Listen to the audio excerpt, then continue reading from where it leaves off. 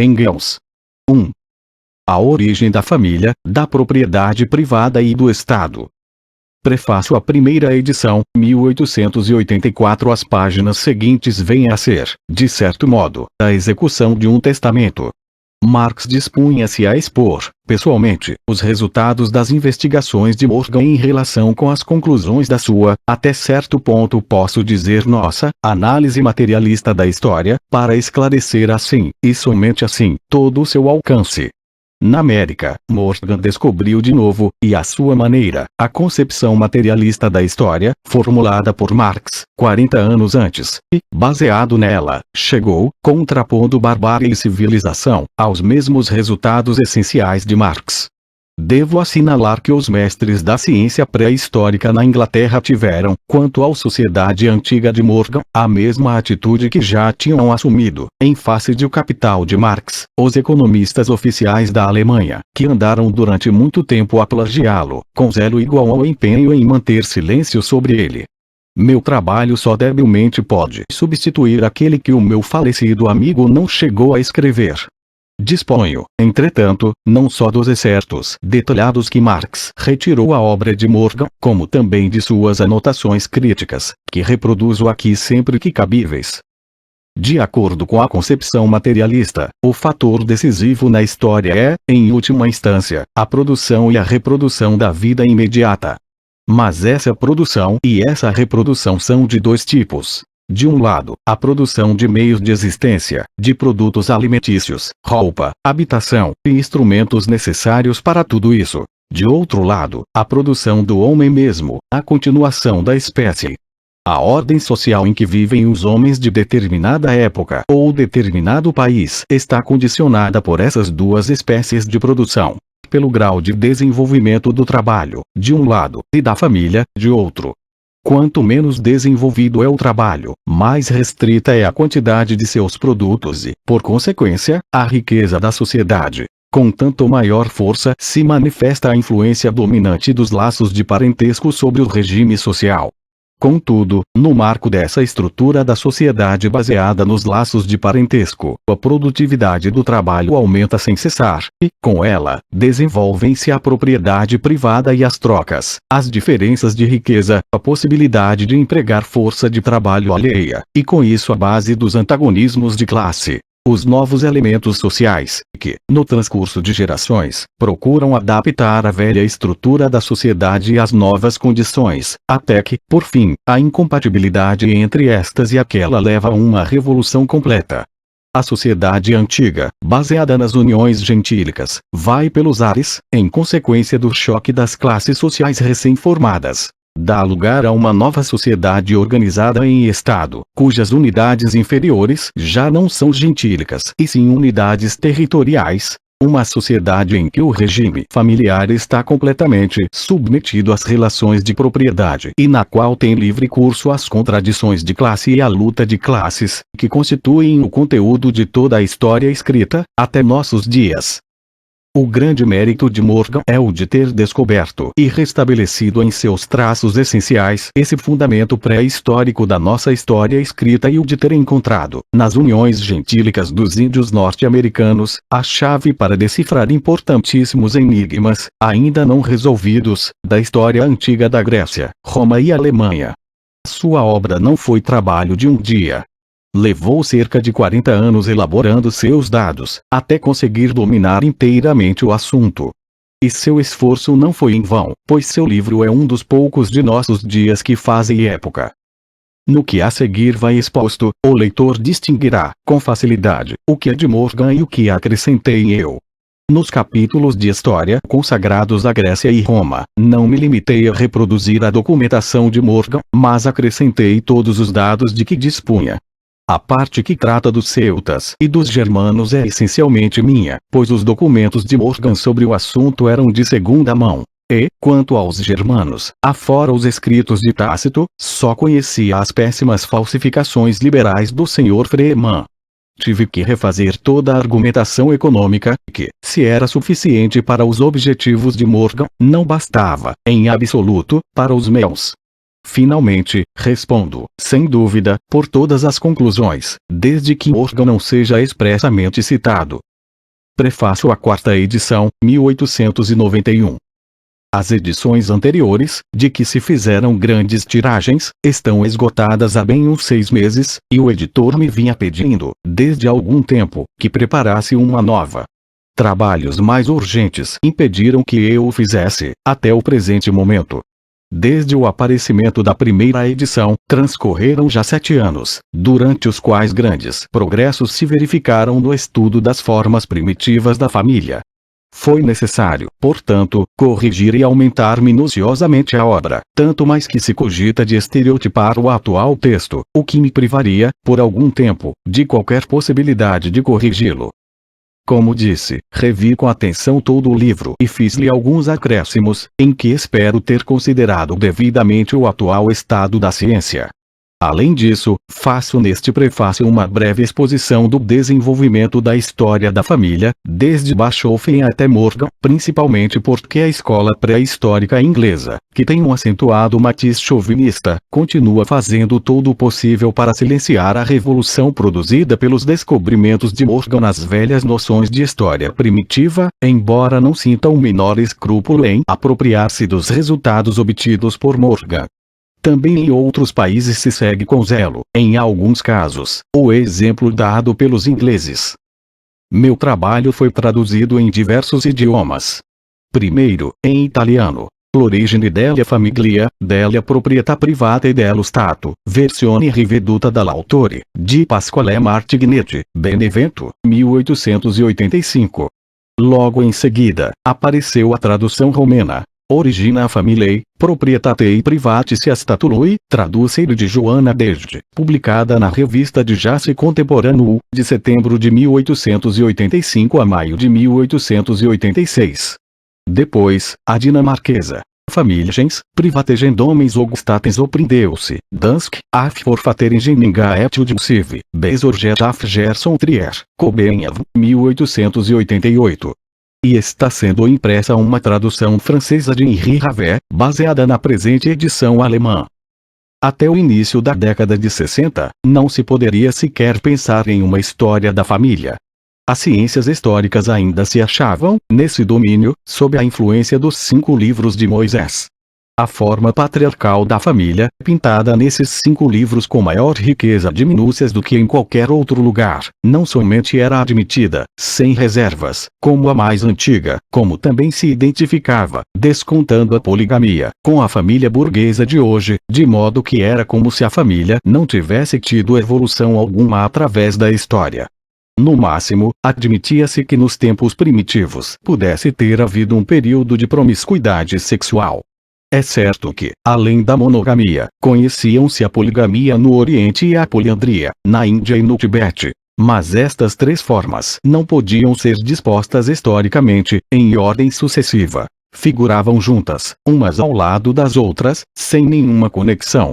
Também é verdade que, em alguns povos do mundo antigo e algumas tribos selvagens ainda existentes, a descendência é contada por linha materna e não paterna, sendo aquela única válida, e que, em muitos povos contemporâneos, é proibido o casamento dentro de determinados grupos maiores, naquela época ainda não estudados de perto, ocorrendo este fenômeno em todas as partes do mundo. Estes fatos, certamente, eram conhecidos, e a cada dia a eles se acrescentavam novos exemplos. Mas ninguém sabia como abordá-los e, inclusive, na obra de Betilor, 1865, apareciam como costumes exóticos, ao lado da proibição, vigente em algumas tribos selvagens, de tocar na lenha que ardesse com qualquer instrumento de ferro, e outras futilidades religiosas semelhantes. O estudo da história da família começa, de fato, em 1861, com o direito materno de Bachofen. Nesse livro, o autor formula as seguintes teses. 1. Primitivamente, os seres humanos viveram em promiscuidade sexual, impropriamente chamada de heterismo por Bachofen. 2. Estas relações excluíam toda a possibilidade de estabelecer, com certeza, a paternidade, pelo que a filiação apenas podia ser contada por linha feminina, segundo o direito materno. Isso se deu em todos os povos antigos. 3. Em consequência desse fato, as mulheres, como mães, como únicos progenitores conhecidos da jovem geração, gozavam de grande apreço e respeito, chegando, de acordo com Bachofen, ao domínio feminino absoluto, ginecocracia. 4. A passagem para a monogamia, em que a mulher pertence a um só homem, incidia na transgressão de uma lei religiosa muito antiga, isto é, do direito imemorial que os outros homens tinham sobre aquela mulher, transgressão que devia ser castigada, ou cuja tolerância se compensava com a posse da mulher por outros, durante determinado período. Bachofen encontrou as provas dessas teses em numerosos trechos da literatura clássica antiga, por ele reunidos com zelo singular. A passagem do heterismo à monogamia e do direito materno ao paterno, segundo Bachofen, processa-se, particularmente entre os gregos, em consequência do desenvolvimento das concepções religiosas, da introdução de novas divindades, representativas de ideias novas, no grupo dos deuses tradicionais, que eram a encarnação das velhas ideias. Pouco a pouco os velhos deuses vão sendo relegados ao segundo plano pelos novos. Dessa maneira, pois, para Bachofen, não foi o desenvolvimento das condições reais de existência dos homens, mas o reflexo religioso dessas condições no cérebro deles, o que determinou as transformações históricas na situação social recíproca do homem e da mulher. Dentro de seu ponto de vista, Bachofen interpreta a Orestia de Ésquilo como um quadro dramático da luta entre o direito materno agonizante e o direito paterno, que nasceu e conseguiu a vitória sobre o primeiro, na época das epopeias. Levada por sua paixão por Egisto, seu amante, Clitemnestra mata seu marido Agamenon, quando este regressava da guerra de Troia. Mas Orestes, filho dela e de Agamenon, vinga o pai, matando a mãe. Isso faz com que ele se veja perseguido pelas Erinyes, seres demoníacos que protegem o direito materno, de acordo com o qual um matricídio é o mais grave e imperdoável de todos os crimes. Apoio, no entanto, que, por intermédio de seu oráculo, havia incitado Orestes a matar sua mãe, e Palas Atena, que intervém como juiz. Ambas as divindades representam aqui o novo direito paterno, protegem Orestes. Atena ouve ambas as partes. Todo o litígio está resumido na discussão de Orestes com as Erinyes. Orestes diz que Clitemnestra cometeu um duplo crime ao matar quem era seu marido e pai de seu filho. Porque as Erinyes o perseguiam, porque o visavam, em especial, se ela, a morta, tinha sido muito mais culpada. A resposta é surpreendente. Ela não estava unida por vínculos de sangue ao homem que assassinou. O assassinato de uma pessoa com a qual não houvesse vinculação de sangue, mesmo que fosse um marido da assassina, era falta que podia ser expiada. E não concerne, absolutamente, as Erinyes. A missão delas era a de punir o homicídio entre consanguíneos, e o pior e mais imperdoável dos crimes segundo o direito materno, o matricídio. Nesse ponto, contudo, intervém Apolo, defensor de Orestes, e em seguida Atena submete o caso ao Areópago, o tribunal do júri ateniense. Há um mesmo número de votos pela condenação e pela absolvição. Então, Atena, como presidente do tribunal, vota em favor de Orestes e o absolve. O direito paterno vence o materno. Os deuses da jovem geração, como os chamam as próprias Erinyes, são mais poderosos que elas, e só lhes resta resignarem-se, finalmente, também elas convencidas, porém-se ao serviço do novo estado de coisas. Essa nova e inteiramente correta interpretação da Orestia é uma das melhores e mais belas passagens do livro, mas, ao mesmo tempo, é a prova de que Bachofen acredita, como outrora Ésquilo, nas Erinyes, em apoio e Palas Atena, isto é, crê que foram estas divindades que realizaram, na época heróica da Grécia, o milagre de derrubar o direito materno e substituí-lo pelo paterno. É evidente que tal concepção, que considera a religião como a alavanca decisiva na história do mundo, conduz, afinal de contas, ao mais puro misticismo. Por isso, estudar a fundo o volumoso livro de Bachofen é um trabalho árduo e, muitas vezes, pouco proveitoso.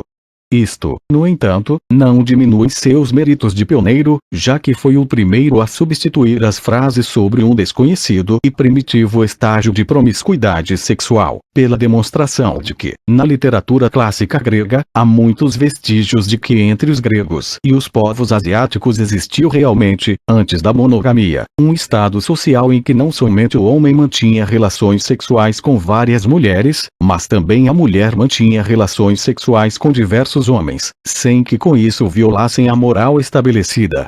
Bachofen provou que esse costume não desapareceu sem deixar vestígios, sob a forma de necessidade, para a mulher, de entregar-se, durante determinado período, a outros homens, entrega que era o preço de seu direito a um matrimônio único, que, portanto, primitivamente não se podia contar a descendência senão por linha feminina, quer dizer, de mãe a mãe. Que essa validez exclusiva da filiação feminina se manteve por muito tempo, mesmo no período posterior de monogamia com a paternidade já estabelecida, ou, pelo menos, reconhecida. E, por último, que essa situação primitiva das mães, como únicos genitores certos de seus filhos, lhes assegurou, bem como às mulheres em geral, a posição social mais elevada que tiveram desde então até os nossos dias.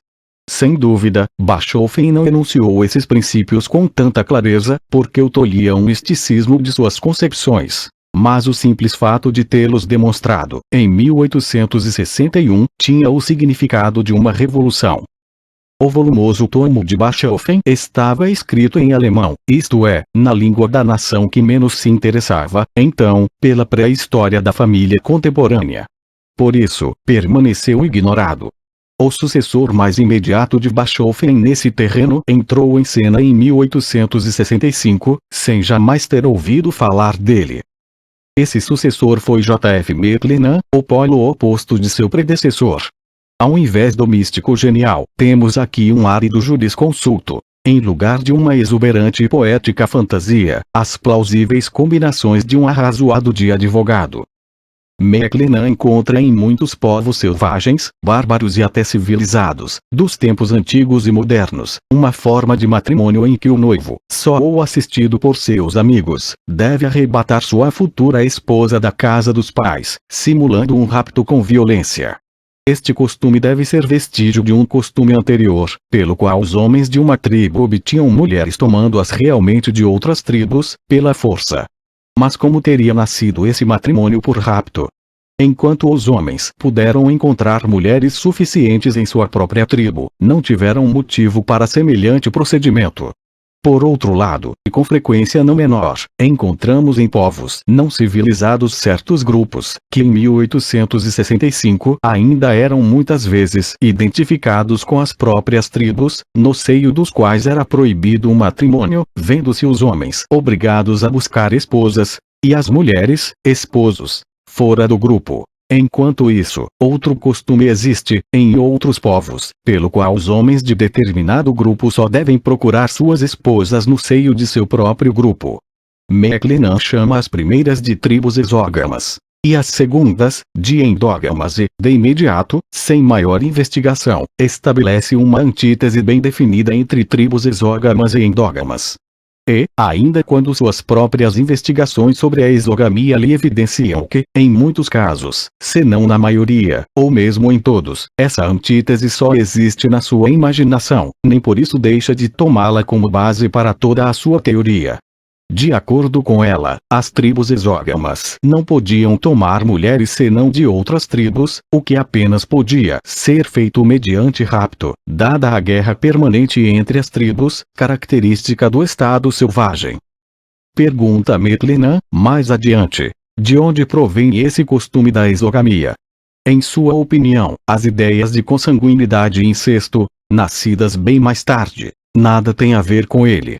Sua causa poderia ser o costume, bastante difundido entre os selvagens, de matar as crianças do sexo feminino logo após seu nascimento. Disso resultaria um excedente de homens em cada tribo, tomada separadamente, tendo como consequência imediata a posse de uma mesma mulher, em comum, por vários homens, isto é, a poliandria. Daí decorria, por sua vez, que a mãe de uma criança era conhecida, mas não o pai. Por isso, a ascendência era contada pela linha materna, e não paterna, direito materno. E da escassez de mulheres no seio da tribo, escassez atenuada, mas não suprimida, pela poliandria. Adivinha, ainda, outra consequência, que era precisamente o rapto sistemático de mulheres de outras tribos. Como a exogamia e a poliandria procedem de uma só causa, do desequilíbrio numérico entre os sexos, devemos considerar que, entre todas as raças exógamas, existiu primitivamente a poliandria, e, por isso, devemos ter como indiscutível que, entre as raças exógamas, o primeiro sistema de parentesco era aquele que reconhecia apenas o vínculo de sangue pelo lado materno. McLennan, Estudos de História Antiga, 1886. O matrimônio primitivo, página 124. O mérito de McLennan consiste em ter indicado a difusão geral e a grande importância do que ele chama de exogamia. Quanto ao fato da existência de grupos exógamos, não o descobriu e muito menos o compreendeu. Sem falar das notícias anteriores e isoladas de numerosos observadores, exatamente as fontes de McLennan, Latão já havia descrito, com muita precisão e justeza, Etnologia Descritiva 1859, esse fenômeno entre os Magyars da Índia, e afirmara que o fenômeno predominava em geral e se verificava em todas as partes do mundo. O próprio McLennan cita esta passagem. Além disso, também o nosso Morgan observara e descrevera perfeitamente o mesmo fenômeno, e isto em 1847, em suas cartas sobre os iroqueses, na American Review, e em 1851 na Liga dos Iroqueses, ao passo que, como veremos, a mentalidade de advogado de McLennan causou confusão ainda maior sobre o assunto do que a causada pela fantasia mística de Bachofen no terreno do direito materno. Outro mérito de McLennan consiste em ter reconhecido como primária a ordem de descendência baseada no direito materno, conquanto, também aqui, conforme reconheceu mais tarde, Bachofen se lhe tenha antecipado. Mas, também neste ponto, ele não vê claro, pois fala, sem cessar, em parentesco apenas por linha feminina kinship through females only, empregando continuamente essa expressão, exata para um período anterior, na análise de fases posteriores de desenvolvimento, em que, se é verdade que a filiação e o direito de herança continuam a contar-se exclusivamente segundo a linha materna, o parentesco por linha paterna também já está reconhecido e expresso. Observamos aqui a estreiteza de critério do jurisconsulto, que forja um termo jurídico fixo e continua aplicando-o, sem modificá-lo, a circunstâncias para as quais já não serve. Parece que, apesar de sua plausibilidade, a teoria de McLennan não deu a seu autor a impressão de estar muito solidamente assentada.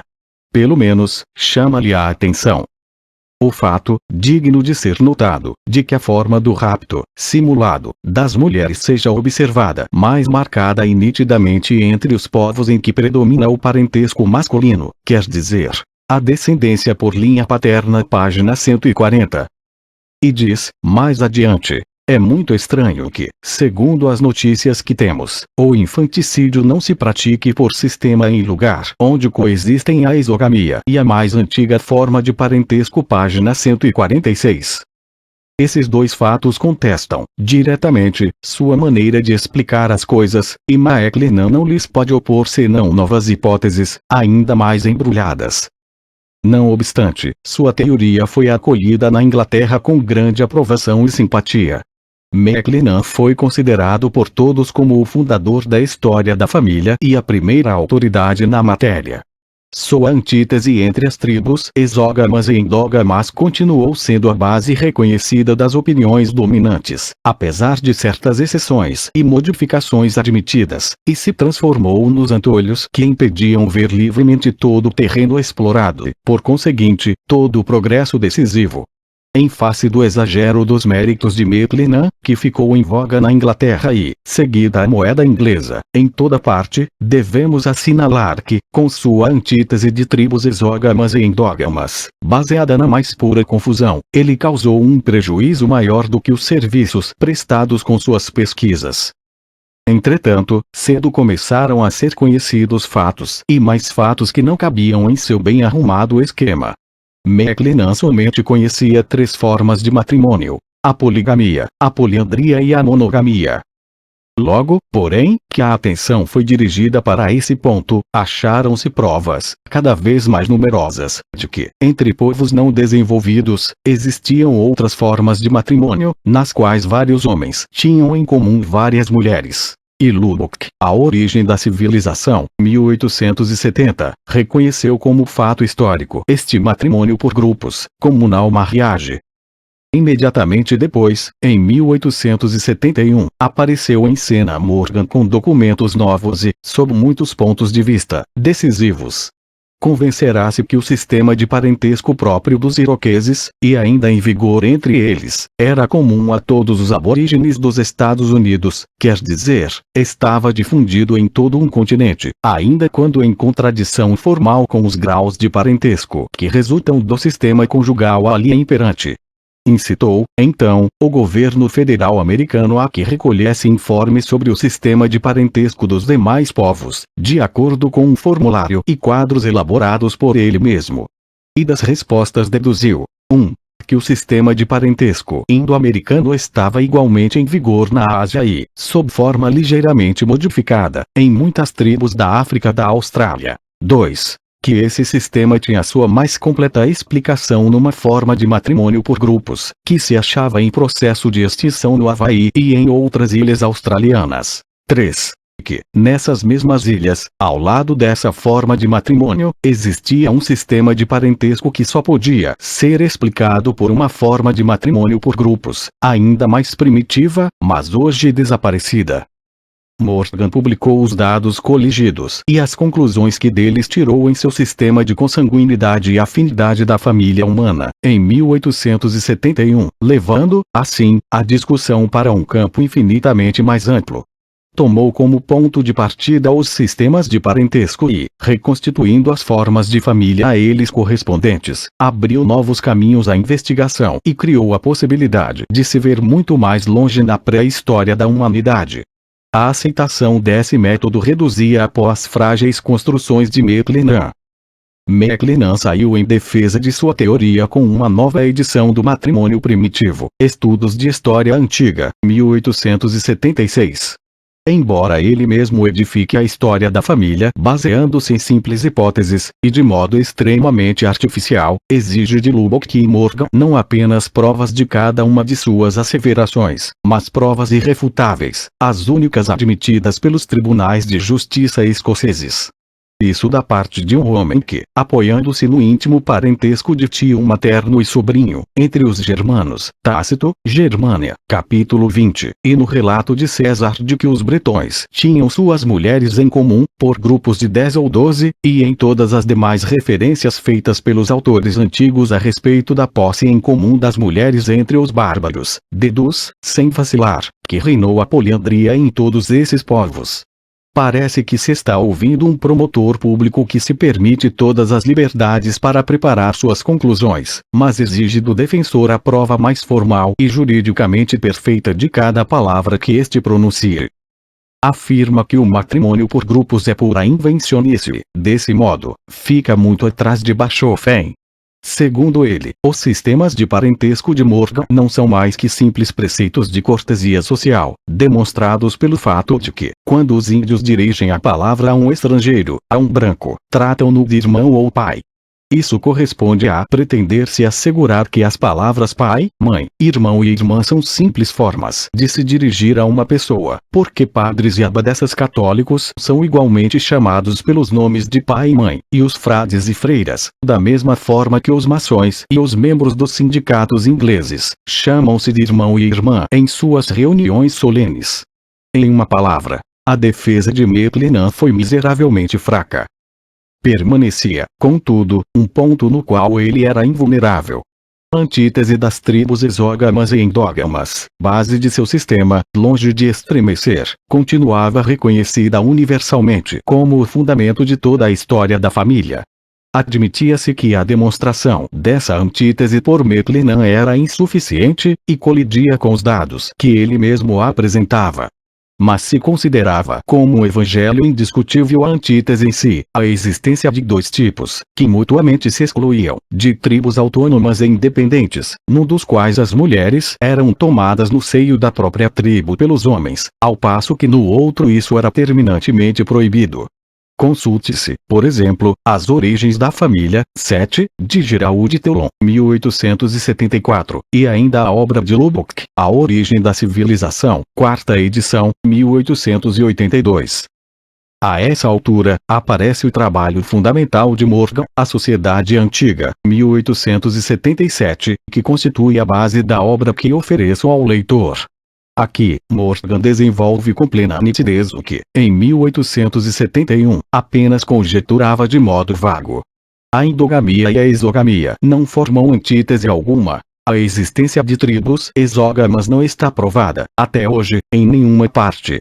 Na época, todavia, em que ainda dominava um matrimônio por grupos, e provavelmente existiu em toda parte, no dado tempo, a tribo dividiu-se num certo número de grupos, de gens consanguíneas por linha materna, dentro das quais estava rigorosamente proibido o matrimônio, de sorte que embora os homens de uma das gens pudessem, e realmente o faziam, conseguir suas mulheres dentro da própria tribo, eles, entretanto, tinham de consegui-las fora da sua gens. Dessa maneira, se as gens eram estritamente exógamas, a tribo, que compreendia a totalidade das gens, era endógama na mesma medida.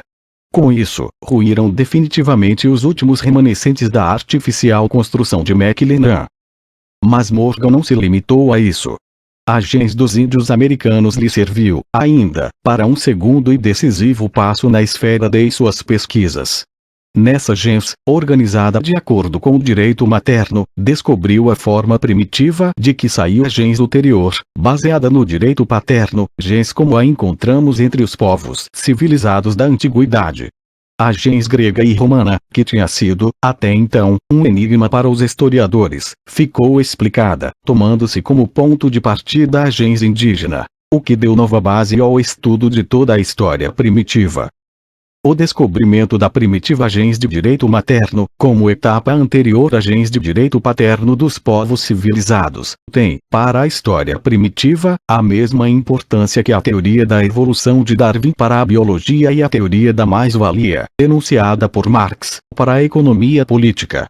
Essa descoberta permitiu a Morgan esboçar, pela primeira vez, uma história da família, onde pelo menos as fases clássicas da sua evolução, em linhas gerais, são provisoriamente estabelecidas, tanto quanto permitem os dados atuais. Evidentemente, iniciou-se uma nova era no estudo da pré-história. Em torno da gens de direito materno, gravita, hoje, toda essa ciência. Desde seu descobrimento, sabe-se em que direção encaminhar as pesquisas e o que estudar, assim como de que modo devem ser classificados os resultados. Por isso, fazem-se atualmente, nesse terreno, progressos muito mais rápidos que antes de aparecer o livro de Morgan. Também na Inglaterra, os estudiosos da pré-história geralmente reconhecem agora os descobrimentos de Morgan, ou, melhor dito, se apoderam desses conhecimentos. Mas quase nenhum deles reconhece francamente que é a Morgan que devemos esta revolução do pensamento. Sempre que possível, silenciam sobre o seu livro, e quanto ao próprio Morgan, se limitam a condescendentes elogios a seus trabalhos anteriores. Esmiuçam com zelo pequenos detalhes de sua exposição, mas omitem obstinadamente qualquer referência às suas descobertas realmente importantes. A primeira edição de Sociedade Antiga está esgotada. Na América, vendem-se mal as publicações desse tipo. Na Inglaterra, parece que a publicação desse livro foi sabotada sistematicamente, e a única edição à venda desta obra que faz época é a tradução alemã. Porque essa reserva, na qual é difícil não perceber uma conspiração de silêncio, sobretudo se levam em conta as inúmeras citações feitas por simples cortesia e outras provas de camaradagem, são frequentes nos trabalhos de nossos renomados pesquisadores da pré-história. Será talvez porque Morgan é americano e se torna muito duro para os historiadores ingleses, apesar do zelo muito meritório com que copiam documentos, terem de depender de dois estrangeiros geniais, como Bachofen e Morgan, quanto aos pontos de vista gerais indispensáveis para ordenar e agrupar esses documentos, em uma palavra, quanto às suas ideias. O alemão ainda podia ser tolerado, mas o americano. Em presença de um americano, acendem-se os brios patrióticos de todo o inglês. Vi, nos Estados Unidos, exemplos engraçadíssimos. Acrescente-se a isso que Maclennan foi, de certo modo, proclamado oficialmente fundador e chefe da escola pré-histórica inglesa, que, até certo ponto, se considerava de bom tom em pré-história não falar senão com o mais profundo respeito de sua teoria histórica artificialmente construída, que conduzia desde o infanticídio até a família de direito materno, passando pela poliandria e pelo matrimônio por rapto. Era considerado grave sacrilégio manifestar a menor dúvida acerca da existência de tribos exógamas e endógamas, que se excluíam, absolutamente, umas às outras. Portanto, Morgan, ao dissipar como fumo todos esses dogmas consagrados, cometeu uma espécie de sacrilégio. Além disso, destruía esses dogmas com argumentos cuja simples exposição obrigava todo mundo a admiti-los como evidentes. E os admiradores de Maclennan, que até então vacilavam, perplexos, entre a exogamia e a endogamia, sem saber que caminho tomar, quase se viram obrigados a bater na testa e exclamar: como pudemos ser tão estúpidos que não descobrimos tudo isso nós mesmos há muito tempo? E como se tantos crimes ainda não bastassem para que a escola oficial voltasse friamente as costas a Morgan, este fez transbordar o copo, não somente criticando, de um modo que lembra Fourier, a civilização e a sociedade da produção mercantil, forma fundamental da sociedade de nossos dias, como também falando de uma transformação dessa sociedade em termos que podiam ter saído dos lábios de Karl Marx. Ele recebeu o merecido, quando Maclennan indignadamente o acusou por ter uma profunda antipatia pelo método histórico, e quando o professor Giraud Teulon endossou essa opinião em Genebra, em 1884.